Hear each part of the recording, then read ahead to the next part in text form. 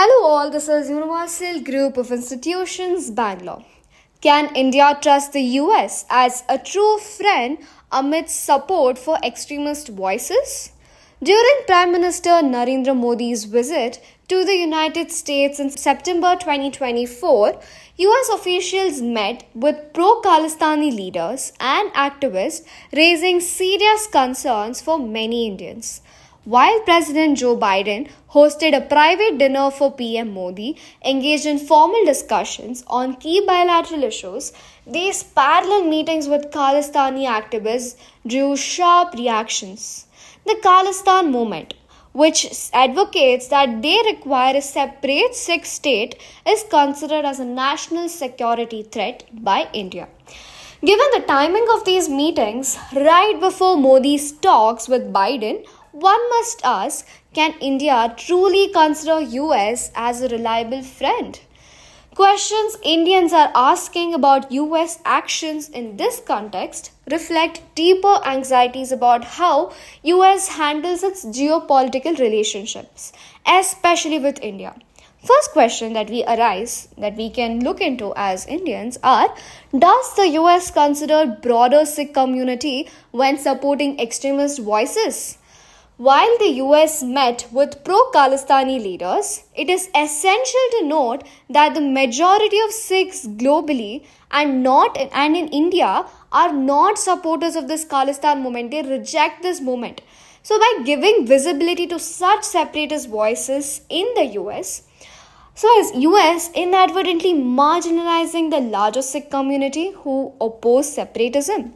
Sikh community in India has historically rejected Khalistan and has also suffered the consequence of terrorism that's associated with it. How does promoting extremist figures serve the Sikh community's larger interests? That's a question. Next, second question that arises is the US selectively applying its counterterrorism policy based on its geopolitical interests? So US, what they say is they are a global leader in counterterrorism.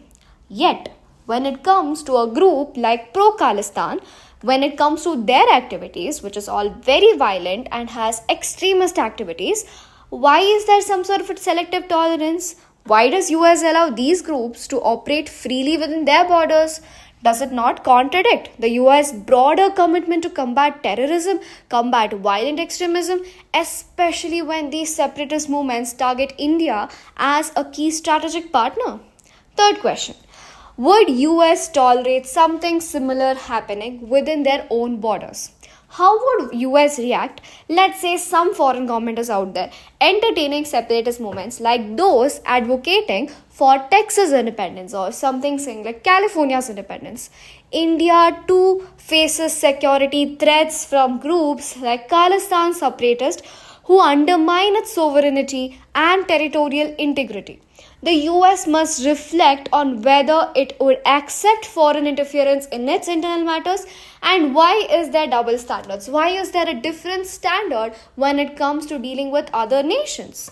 Fourth question. Is US providing tacit legitimacy to separatist movements by holding such meetings?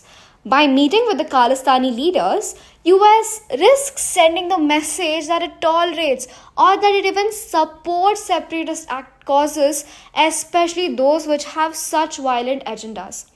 The Khalistan movement has a history of terrorism and disruption in India. Such meetings could provide legitimacy to extremist ideologies that is threatening the peace and stability. Does US realize the dangerous precedent it sets by engaging with such groups? A call for reflection and a pro-India stance. So India and the US share a robust strategic partnership based on the democratic values that they share and the common interests that we have as two countries. However, incidents like these create friction. They raise doubts about how deep is the US commitment to supporting India's sovereignty and territorial unity. It is crucial for the US to understand that allowing all these separatist movements to flourish under the guise of free speech can have far-reaching consequences. India, as a nation, must continue to engage with the US to address these concerns diplomatically, while the US should reassess its policies to ensure they are consistent with its counter-terrorism stance and respect for allied nations' sovereignty. Well, that's all for now. Thank you. Stay tuned for more news.